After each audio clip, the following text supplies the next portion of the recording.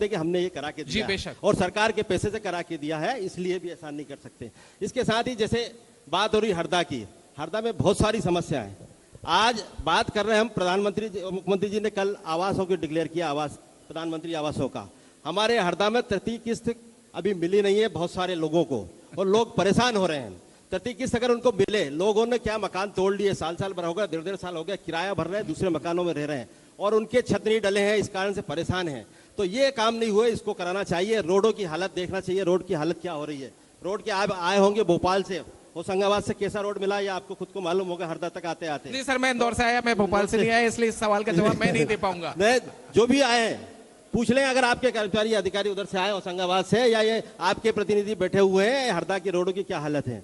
तो ये काम होना चाहिए, उसकी बात करें कि हमको ये काम करना चाहिए। इसके साथ ही हम देखें अगर कभी के हरदा में दूसरी समस्या की जो बात हो रही है, समस्या नहीं है, समस्या बिल्कुल हरदा में है, ऐसा आलिज बेल नहीं कह सकते, क्योंकि पूरे भारत में समस्या, ये सुरेंद्र जैन जी का एक अकेले की समस्या नहीं बता रहा हूं मैं, नगर पालिका अध्यक्ष इसलिए उनकी नहीं बता रहा हूं, पूरे भारत में समस्या। हालांकि देश का विकास धीरे धीरे हुआ है। और ये इन्होंने जो बोला है, जैसे मंत्री जी ने बीच में बोला कि वो तो 70 साल में कुछ नहीं करके गए। अरे मैं तो मंत्री जी को ये कहना चाहता हूँ, जिस स्कूल में आप पढ़े और जिस अस्पताल में पैदा हुए, वो भी कांग्रेस के जमाने की बनी हुई है। 7 साल से सिर्फ आपकी सरकार आई है, इसके पहले कोई सरकार नहीं थी, कांग्रेस सरकार थी। कांग्रेस ने देश का विकास किया और कांग्रेस ने आज तक विकास करती आई है और यहाँ तक लेकर देश को आई है। उसको आपने आगे बढ़ाया, तो आप आगे बढ़ाने की बात करें, 70 साल पुरानी बात नहीं करें। 47 की बात करेगा कोई, कभी कोई नेहरू जी की बात करेगा, कभी कुछ राजीव गांधी की बात करेगा। अरे राजीव गांधी जी ने संचार क्रांति दी, उसी के माध्यम से आज हम यहाँ बैठे हैं और मंची कार्यक्रम कर रहे हैं, और जो टीवी पे चल रहा है, नहीं तो नहीं चल पाता। इस तरह के बहुत सारे मुद्दे हैं जो कांग्रेस ने किए हैं, और कांग्रेस ने देश का विकास किया। हाँ, आपको मौका मिला, ठीक है, होगी गलती, हमसे थोड़ी बहुत गलती हुई होगी, उससे सरकार ने हमको हराया है। सर, अपन गलतियों की बात में एक मिनट में मैं करूंगा, बिल्कुल करूंगा। मेरे सहयोगी अर्जुन आपसे एक सवाल करना चाह रहे हैं। पूरी बात कर लीजिए। सरकार थोड़ी बहुत गलती हो, इससे सरकार हमारी नहीं बनी, पर सरकार बनी है, आपको मौका दिया है, सरकार जनता ने मौका दिया है, तो अच्छे काम करिए, आरोप प्रत्यारोप के बजाय अच्छे काम बताइए तो ज्यादा अच्छा रहेगा। और बहुत सारी समस्याएं चल रही है शहर में, उस शहर की समस्याओं के ऊपर ध्यान दीजिए, तो वो समस्याओं पे ध्यान देना बहुत और जरूरी है। किसान की बिजली की बात आ रही है, किसान की बिजली की बात जो आ रही है, बिजली की समस्या जायज अभी बनी हुई है, किसान परेशान है। मैं यहाँ आया तभी से जो किसान आपके पास आए हैं, मैं उन्हीं से पूछता हूँ, उन्हीं के गांव में अगर चल रही हो तो, जो किसान एक आए थे उन्होंने मुझसे ही बोला कि हमारे यहाँ डीपी जली हुई है। तो अभी मैनेज कार्यक्रम हो अगर कभी, या कोई अगर सत्ता के साथ चलना चाह रहा हो, वो विधायक वो प्रतिनिधि आपको बोल दे तो ठीक नहीं हो। आप हमसे पूछते ना, बताते मंत्री जी से क्वेश्चन उस टाइम हमसे पूछते, हम लोग बताते ना कि कहाँ क्या समस्या का समाधान करें। सुधारता हूँ आपकी दो बातें। क्योंकि तो कांग्रेस का जो गठन हुआ था वो स्वतंत्रता आंदोलन को चलाने के लिए हुआ था। कांग्रेस कोई राजनीतिक पार्टी नहीं थी। उस कांग्रेस में जनसंघ के भी लोग थे, भाजपा के लोग थे। भाजपा आज है, हमारे बाप दादों ने भी उसमें काम किया है।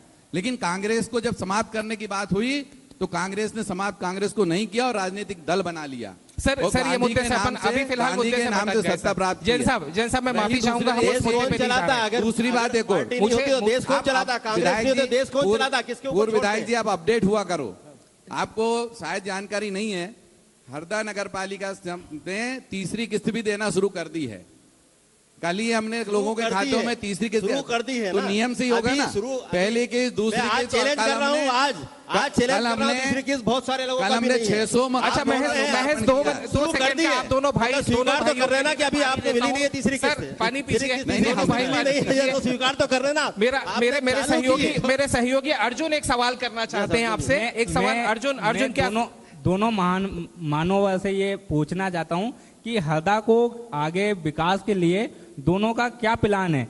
हमारे साथ में कांग्रेस के भी हैं और नगर पालिका से भी हैं। आगे आपका क्या विचार रहेगा, किस प्रकार से आगे नगर पालिका में विकास का हो? कांग्रेस क्या चाहती है कि आगे हरदा नगर पालिका को पूरे देश में या प्रदेश में जो एक स्थान मिले, उसको किस प्रकार से आगे प्लान करना चाहिए आपके तरफ से? और दोगने जी आपके तरफ से प्लान बताएं कि हरदा का नाम किस प्रकार से पूरे देश में एक हो और किस प्रकार से विकास कार्य हो। लगातार देखा जाता है कि लगातार। अर्जुन जी, पहले मैं बोलूं कि पहले आप बोल दीजिए। सर टॉस करनी करेंगे अपन, आप दोनों डिसाइड कर लीजिए, हम तो आपका वेट कर रहे हैं। सुनना हमें जो अर्जुन जी बोलेंगे पहले आप ही बोल दीजिए। देखिए, मैं तो बड़ा कल्पनाशील आदमी हूं। जब 2001 में इस नगर पालिका का अध्यक्ष बना था, तब इस हरदा नगर में न तो सड़कें थी, न नालियां थी, न पार्क थे, न लाइट की व्यवस्था थी, किसी प्रकार की कोई व्यवस्था नहीं थी। जब मैंने माननीय कमल पटेल जी के साथ सपना देखा, उस सपना को जो पूरा करना हमने शुरू किया, तो हमने एक एक करके इस हरदा नगर को मध्य प्रदेश ही नहीं भारत में श्रेष्ठ छोटी नगर पालिकाओं में हमने पाया है। मैं आपको बता देता हूं अर्जुन जी कि मैला ढोने की प्रथा का सर्वप्रथम समापन यदि कहीं हुआ पूरे देश के अंदर, सिर पे मैला ढोने की प्रथा का समापन, तो वो हरदा नगर में हुआ है, जिसका 50 लाख का पुरस्कार हमने उस समय के तत्कालीन कांग्रेस के प्रधानमंत्री ने हरदा नगर पालिका को 50 लाख का पुरस्कार दिया था। अब हमारी कल्पना क्या है? हरदा साफ सुथरा हो, स्वच्छ हो। हरदा में पार्कों की इतनी व्यवस्थाएं हैं कि जिन कॉलोनियों में पार्क बने हुए नहीं है, हमने हर कॉलोनी में पार्क बनाने का फैसला किया है। बाउंड्री वाल के साथ हम पार्क का निर्माण कर रहे हैं।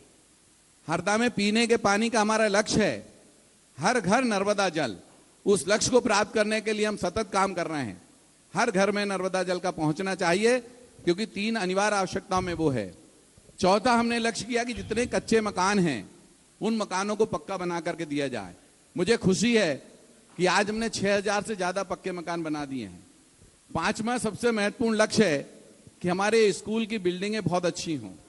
हमने नगर पालिका की तरफ से शासन तो बना ही रहा है, हम नगर पालिका की तरफ से भी स्कूल के भवन बनाए। एक और बड़ा काम नगर में हुआ है जी, एक पुलिस विभाग ने सीसीटीवी कैमरे जो लगाए 9 स्थानों पर, उनको सुरक्षा देने के लिए, उनको साथ देने के लिए हरदा नगर पालिका ने भी 9 चौराहों पे अपनी तरफ से सीसीटीवी कैमरे लगाए, और उससे हजारों घटनाएं जो होती है, एक्सीडेंट की होती, चोरी की होती, लूट की, उन घटनाओं को हमने पकड़ा है।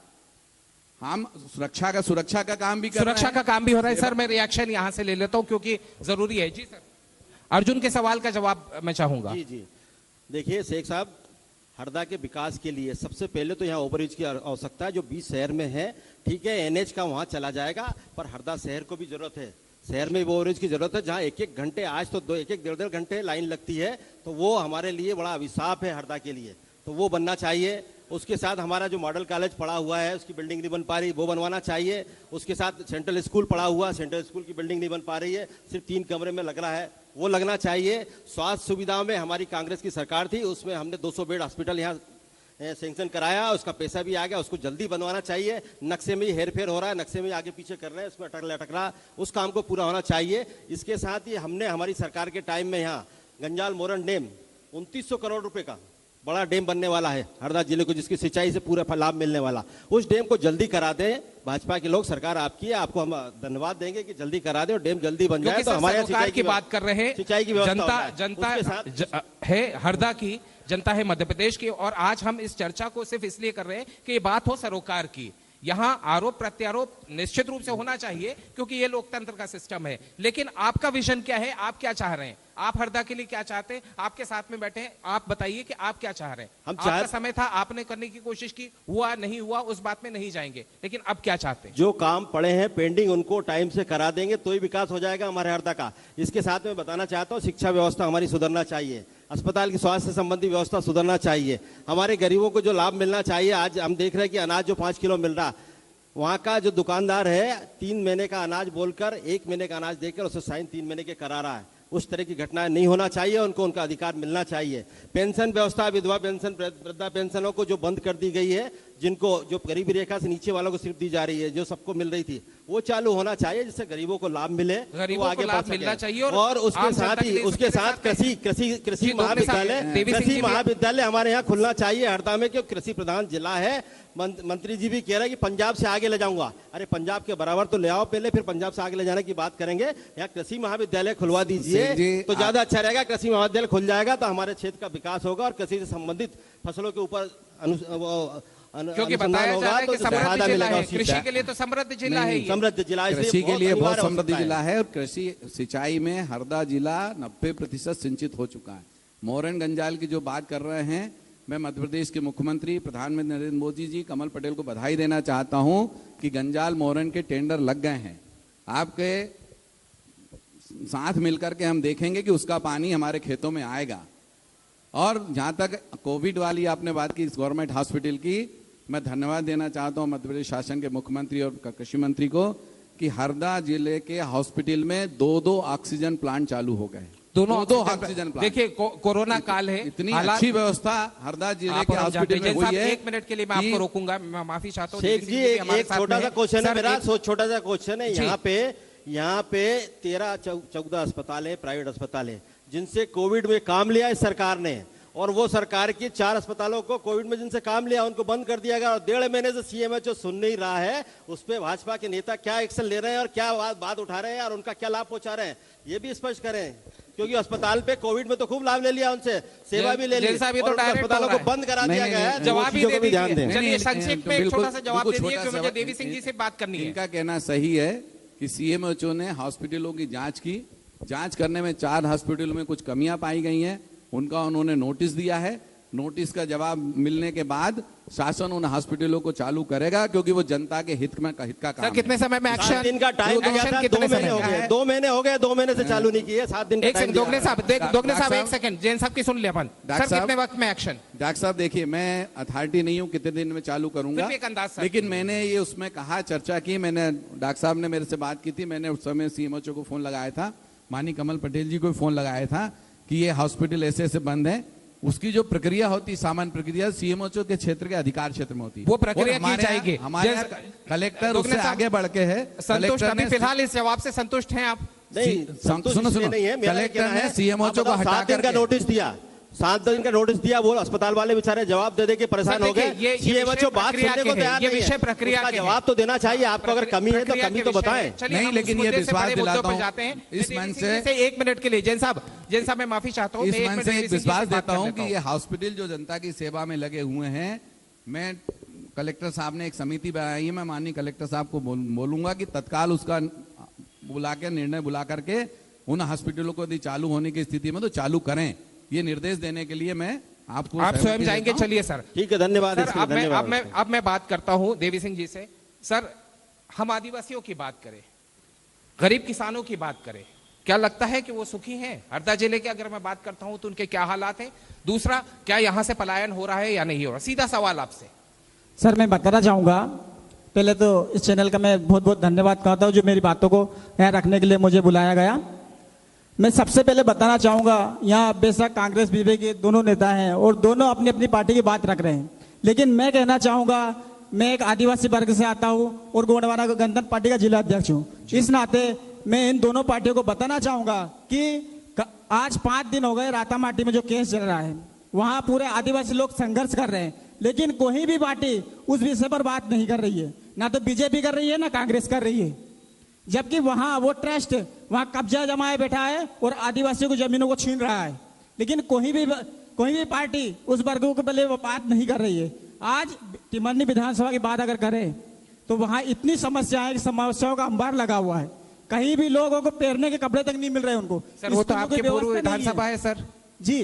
और उसके बाद मैं बताना चाहूंगा, उसके बाद सर मैं एक चीज और बताना चाहूंगा आपको। बताइए सर, उनसे तो आप करवा ही लेंगे, मुझे पता है। आप आज बैठे बैठे यही करवा रहे हैं, उनसे काम ही करवा रहे हैं बैठ के।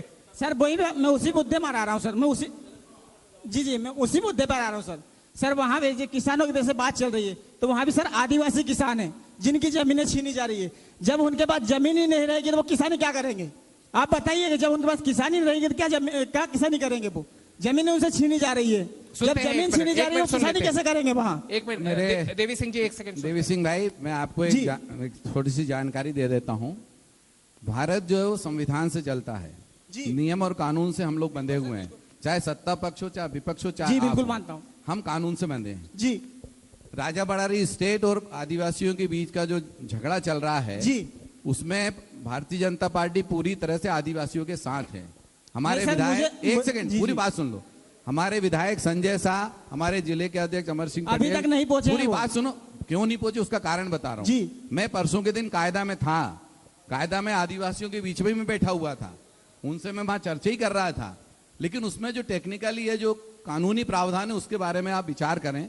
कभी भी दुनिया के अंदर जब हमने स्वतंत्रता की लड़ाई लड़ी, उस समय कोई कानून नहीं था, हम हमारी स्वतंत्रता के लिए कुछ भी कर रहे थे। लेकिन आज यदि भारत के अंदर हम बैठे हैं, हरदा जिले में हम बैठे, तो कानून का ध्यान हमको रखना पड़ेगा। हम आदिवासी के साथ हैं, थे और रहेंगे। हमारा विधायक संजय शाह आदिवासी के साथ है, रहेगा। कमल पटेल जी आपके साथ हैं, आपकी जमीन हम नहीं जाने देंगे।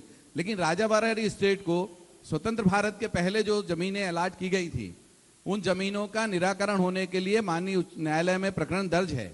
जब तक उस प्रकरण का निराकरण नहीं हो जाता, आप बताएं, चलिए ये इस विषय पर कलेक्टर या देवी सिंह जी, देवी सिंह जी, देवी सिंह जी, हम आपके साथ हैं। थोड़ा सा मैं आप उसमें रोशनी डालना चाहूंगा। एक सेकंड देवी सिंह जी, मैं एक व्यापक विषय के ऊपर बात करना चाहता हूँ। एक ऐसा विषय जिसमें कि मैं सबसे पहले तो आपसे भी जानना चाहूंगा, कांग्रेस के पक्ष की अगर बात करें, कांग्रेस ने हमेशा कहा कि वो आदिवासियों के साथ खड़ी है। आज क्या स्थिति नजर आ रही है, मैं सीधे तौर के ऊपर आपसे समझना चाहता हूँ, क्योंकि जिस विधानसभा से आप बिलोंग करते हैं वहां आदिवासी बहुल भी है। जी, देवी सिंह जी ने बिल्कुल सही बात उठाई है और ये मुद्दे को हमने भी बार बार उठाया है। इनको पता होगा, मैं खुद भी गया हूं उनके साथ में और हमने मुद्दा उठाया है। पर वो टेक्निकली जो जैन साहब ने बताया है कि बार बार कलेक्टर के पास जाने के बाद ये बात आ जाती है कि हाई कोर्ट, सुप्रीम कोर्ट की जो रूलिंग के हिसाब से उनके पास जो जवाब आए हैं वो उसका जवाब देकर वो छूट जाते हैं। पर यह है कि इसको तत्काल कार्रवाई करना चाहिए, एक कैंप लगाना चाहिए वहां बैठकर।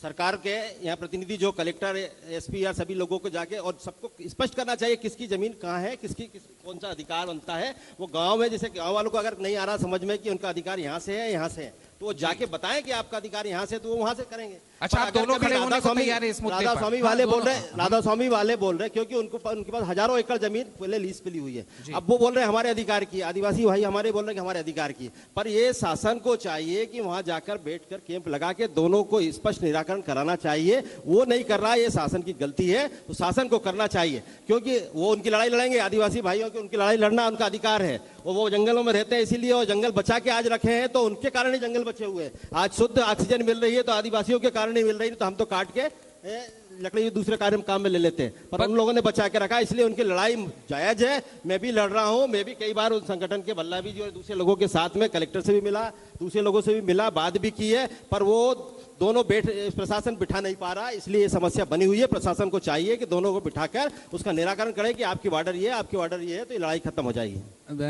डॉक्टर साहब, ये बिल्कुल सही है। परसों के दिन आदिवासी भी बैठे थे, प्रशासन भी बैठा था, रात में 9 बजे तक उनकी बैठक भी चली। लेकिन निराकरण तब होगा जब न्यायालय से मामला का निपटारा हो जाए, तब तो सीमांकन होगा। जब बगैर न्यायालय के निराकरण के सीमांकन करना संभव ही नहीं है। सर मैं बताना चाहूंगा आपको, हमने 1 साल पहले भी 2020 में ये तार फेंसिंग हुई। पहले तार फेंसिंग नहीं थी, जिस जमीन में आज विवाद चल रहा है, लेकिन वहां 2020 में तार फेंसिंग हुई है। उस समय भी हमने तोड़फोड़ करने की कोशिश की थी कि भी करेंगे, लेकिन हमने नहीं करा। हमने सुनो, मेरा इस मन से आग्रह है, एक मिनट देवी सिंह भाई, ये देश हमारा नहीं, तोड़फोड़ की बात आप नहीं करेंगे। तोड़फोड़ नहीं सर, तोड़फोड़ करना, आग लगाना ये ठीक नहीं है। मेरी बात सुनिए, इस मन से मैं हाथ जोड़ के माफी मांगता हूं। बिल्कुल। देखो, प्रजातंत्र है, महात्मा गांधी का देश है, शांति से आंदोलन करें आप। अच्छा, जैन साहब के साथ हैं, मन से बोल रहे हैं, आदिवासी के साथ। मैं आप दोनों से गुजारिश करता हूं, क्योंकि मैं आज मैं हरदा में मौजूद है, मैं हरदा में आज अपने करियर का, देवी सिंह जी एक चीज मैं बताना चाहता हूं, मेरे जिंदगी में, मेरे करियर में ये पहली बार हो रहा है जबकि पक्ष विपक्ष सब मिलकर एक सकारात्मक सोच के साथ में बात करें। और मैं आप लोगों का धन्यवाद देना चाहूंगा कि आप लोगों ने वाकई में एक सार्थक चर्चा करने के लिए बैठे हैं। यहाँ आरोप प्रत्यारोप की बात नहीं हो रही, तो हम आपसे भी उम्मीद करते हैं कि हम सार्थक चर्चा करें। जो कानून का काम है कानून करेगा। सर मैं थोड़ा सा बताना चाहूंगा आपको, जी सर, उसमें आदिवासी मन से नहीं गए, मजबूर होकर कर दिया गया। हमने पिछले साल प्रशासन से बोला आप जाकर वो अतिक्रमण हटवाइए, जहां जिसको कब्जा था उसको दीजिए, मगर प्रशासन साल भर हो गया अभी तक उस बात को नहीं माना और ना वो कब्जा हटाया। उसके बाद पहला आंदोलन हुआ 25 तारीख को, उस दिन भी प्रशासन ने बोला 26 तारीख हम समय दीजिए, हम उसको हटवाएंगे, लेकिन उन्होंने व्यवस्थित नहीं किया। मैं वादा करता हूं कि मजबूर होकर इस प्रोग्राम के बाद में भी देवी सिंह जी हम इस बात को उठाएंगे, क्योंकि वक्त का तकाजा होता है, टेलीविजन की समय होता है। हम लोगों ने एक बहुत सार्थक चर्चा की, लेकिन मैं तीनों से एक छोटा सा कमेंट लूंगा, फिर हम एक ब्रेक पर जाएंगे। सबसे पहले आपके हरदा जिले के लिए आप क्या चाहते हो, आप उसका फ्यूचर कैसा देखना चाहते हो, आपके जिले की बात एक लाइन के अंदर। सर मैं हरदा जिले को समृद्ध और विकासशील देखना चाहता हूं, लेकिन अभी तक देखिए आप, जो हरदा विधानसभा और टिमन्नी विधानसभा के बीच में जो माचक नदी है, वहाँ आज भी आप समृद्ध आज भी ट्यू से गाड़ी क्रॉस की जा रही है, आज तक वहाँ पुल नहीं बना है। इसके जिम्मेदार कौन है, बीजेपी है या कांग्रेस है? दोनों की सरकार यहाँ रही है। चलिए दोगने साहब एक लाइन के अंदर, क्योंकि बहुत वक्त की कमी है। बिल्कुल, हरदा स्वस्थ रहे, स्वच्छ रहे और सब लोग सुखी रहे, हम लोग ये देखना चाहते हैं। उसके साथ ही हमारे जिले में स्वास्थ्य व्यवस्था अच्छी हो जाए, शिक्षा व्यवस्था अच्छी हो जाए। जो वर्तमान सरकार है उससे शिक्षा और स्वास्थ्य और किसानों के लिए हित में कृषि महाविद्यालय खुल जाए, ये 3 काम हो जाएंगे तो निश्चित हमारा जिला स्वर्ग बन जाएगा। मैं स्वर्ग बनेगा। जैन साहब एक लाइन के अंदर, बहुत छोटा सा समय। किसी भी जिले के विकास के लिए जिले में शांति होना बहुत ही आवश्यक है।